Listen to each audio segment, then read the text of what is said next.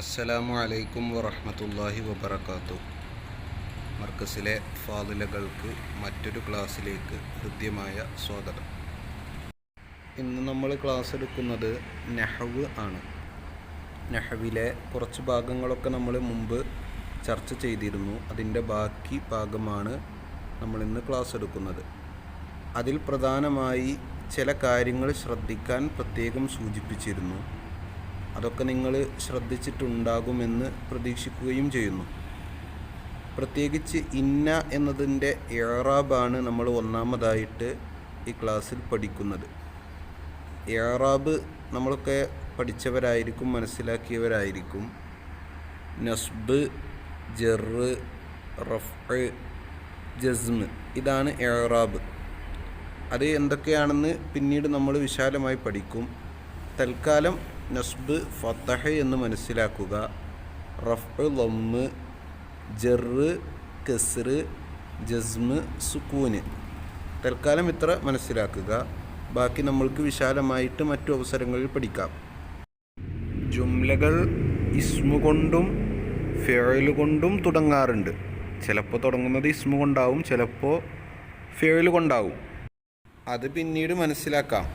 ലോകത്ത് അറബി പദങ്ങളെ മൊത്തം നമ്മൾ എടുത്താൽ 3 എണ്ണമാണ് നമുക്ക് കിട്ടുക: ഇസ്മ്, ഫിഅ്ല്, ഹർഫ്. ഹർഫ് കൊണ്ട് തുടങ്ങിയിട്ടാണ് നമ്മൾ കാണുന്നതെങ്കിൽ ആ ഹർഫിന് ശേഷം ഇസ്മാണോ ഫിഅ്ലാണോ എന്ന് നോക്കുക. ഇസ്മാണെങ്കിൽ ഇസ്മിയയും ഫിഅ്ലാണെങ്കിൽ ഫിഅ്ലിയയും. ഒരു ജുംല ഫിഅ്ല് കൊണ്ട് തുടങ്ങുകയാണെങ്കിൽ ആ ജുംലക്ക് ജുംലത്തുൽ ഫിഅ്ലിയ എന്ന് പറയും. ഇസ്മു കൊണ്ടാണ് തുടങ്ങുന്നതെങ്കിൽ ജുംലത്തുൽ ഇസ്മിയ എന്ന് പറയും. ഇതൊന്നും നമ്മുടെ പാഠത്തിലെ പഠിക്കേണ്ട ഭാഗങ്ങളല്ല. ഇതൊക്കെ ഒന്നൊരു മനസ്സിലാക്കാൻ ഒരു ആമുഖം നൽകുക എന്ന് മാത്രം. ഈ പറഞ്ഞതൊന്നും മനസ്സിലായിട്ടില്ലെങ്കിലും ശേഷം പറയുന്ന കാര്യങ്ങൾ മനസ്സിലാകും. ഇതൊക്കെ വളരെ എളുപ്പത്തിലുള്ള കാര്യങ്ങളാണ് പറഞ്ഞിട്ടുള്ളത്. അപ്പോൾ ഒരു ജുംലത്തുൽ ഇസ്മിയ എന്ന് പറഞ്ഞാൽ ഇസ്മു കൊണ്ട് തുടങ്ങുന്ന ജുംല, അതിൻ്റെ ഇഅ്റാബ് എപ്പോഴും റഫ് ആയിരിക്കും. ഒരു ജുംല തുടങ്ങുമ്പോൾ അതിൻ്റെ തുടക്കത്തിൽ എന്തായിരിക്കും? ഇസ്മിയായ ജുംലയാണെങ്കിൽ റഫ് ആയിരിക്കും. എന്നാൽ ചില ഹർഫുകൾ വരുമ്പോൾ ഈ ഇസ്മിയായ, ഇപ്പോൾ നമ്മൾ പറഞ്ഞു തുടങ്ങുമ്പോൾ ഇസ്മിയായ ജുംലയാണെങ്കിൽ അതിൻ്റെ ഇഅ്റാബ് റഫ് ആയിരിക്കും അഥവാ ലമ്മ ആയിരിക്കും എന്ന് നമ്മൾ പറഞ്ഞു. അപ്പോൾ ഇനി അതിൻ്റെ മുമ്പ് ഒരു ഒരു ഹർഫ് ഇന്ന എന്ന ഹർഫ് വന്നാൽ ഈ അതിന് ശേഷം തൊട്ടു ശേഷം വരുന്നതായ ഈ ഇസ്മ് എന്ന് പറഞ്ഞാൽ നമ്മൾ ആദ്യമേ കണ്ടെത്തിയ ആ ഇസ്മിയായ ജുംലയിലെ ആദ്യത്തെ ആ ഇസ്മിന് നസ്ബ് ചെയ്യും. അതിന് ശേഷമുള്ള ഇസ്മിന് റഫ് ചെയ്യും. അതൊരു ഉദാഹരണം നിങ്ങൾക്ക് നൽകുമ്പോൾ ഈ കാര്യം മനസ്സിലാകും. ഇവിടെ നൽകിയ ഉദാഹരണത്തിൽ സെയ്ദുൻ ഖായിമുൻ, സെയ്ദ് ഇസ്മാണ്. അപ്പോൾ സെയ്ദ് എന്നുള്ളതിന് എന്താണ്? റഫ് ആണ് നൽകപ്പെട്ടിട്ടുള്ളത്. ഇനി നോക്കൂ, ഇപ്പോൾ നൽകപ്പെട്ട ഇന്ന സെയ്ദൻ ഖായിമുൻ, അവിടെ സെയ്ദ് എന്നുള്ളതിന് നസ്ബായി, സെയ്ദൻ എന്നായി. ശേഷം ഖായിമുൻ എന്നുള്ളതിന് മാറ്റം സംഭവിച്ചിട്ടില്ല. അപ്പോൾ ഇന്നയ്ക്ക് ശേഷം വരുന്ന തൊട്ട് ശേഷം വരുന്നതിന് ഇസ്മ് എന്നും അതിന് ശേഷമുള്ളതിന് ഖബർ എന്ന് പറയും. ഇന്നയുടെ ഇസ്മിന് നസ്ബും ഇന്നയുടെ ഖബറിന് റഫ്ഉമായിരിക്കും ഇഅ്റാബ്. ഓക്കെ, മനസ്സിലായല്ലോ? ഇതിൻ്റെ അർത്ഥമൊക്കെ ഇൻഷാ അല്ലാഹ് നമുക്ക് പിന്നീട് പഠിക്കാം. ഇപ്പോൾ ഇത്രയും വിഷയങ്ങൾ മനസ്സിലായല്ലോ. ഇനി നമുക്ക് മറ്റൊരു വിഷയം കൂടെ പഠിക്കാനുണ്ട്. കണ്ടതുപോലെ തന്നെ ലമീറല്ല നമുക്ക് പഠിക്കാനുള്ളത്. ഇന്നയോട് കൂടെ ലമീർ ചേരുമ്പോൾ എങ്ങനെ പറയും എന്നുള്ളതാണ് പഠിക്കാനുള്ളത്. ഹുവ ഹുമാഹും, ഹിയ ഹുമാഹുന്ന, അന്ത അന്തുമാ അന്തും, അന്തി അന്തുമാ അന്തുന്ന,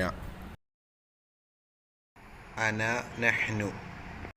ഈ ലമീറുകളോട് കൂടെ ഇന്നയെ നമ്മൾ ചേർത്ത് കൊടുക്കുകയാണ്. അപ്പോൾ എന്ത് പറയും എന്നുള്ളതാണ് നമ്മളിനി പഠിക്കുന്നത്. ഇന്ന പ്ലസ് ഹുവ സമം ഇന്നഹു, ഇന്ന പ്ലസ് ഹുമ സമം ഇന്നഹുമാ, ഇന്ന പ്ലസ് ഹും സമം ഇന്നഹും. ഇനി ഒരു ചെറിയ മാറ്റമുണ്ട്. ഇന്ന പ്ലസ് ഹിയ അതാവുമ്പോൾ ഇന്നഹ എന്നാ വരിക. ഇന്ന പ്ലസ് ഹുമ സമം ഇന്നഹുമ, ഇന്ന പ്ലസ് ഹുന്ന സമം ഇന്നഹുന്ന. അപ്പോൾ ഇന്നഹ എന്നുള്ളതും ഇന്നഹു എന്നുള്ളതുമാണ് ഇപ്പോൾ ഇതുവരെ വന്നതിൽ മാറ്റം. ഇനി ശ്രദ്ധിക്കൂ, ഇന്ന പ്ലസ് അന്തയാകുമ്പോൾ ഇന്നക്ക, ഇന്ന പ്ലസ് അന്തുമ ഇന്നക്കുമ, ഇന്ന പ്ലസ് അന്തും സമം ഇന്നക്കും, ഇന്ന പ്ലസ് അന്തി അപ്പോൾ ഇന്നക്കി എന്നായി. ഇന്ന പ്ലസ് അന്തുമ ഇന്നക്കുമ, അത് നേരത്തെ പറഞ്ഞത് തന്നെയാണ്. അതേപോലെ ഇന്ന പ്ലസ് അന്തുന്ന ഇന്നക്കുന്ന, അപ്പോൾ ആണും പെണ്ണും കഴിഞ്ഞു. ഇനി ഒറ്റക്ക് ഇന്ന പ്ലസ് അന, അത് രണ്ട് നിലക്ക് വരും. ഇന്നനീ പിന്നെ ഇന്നി എന്ന് വരും.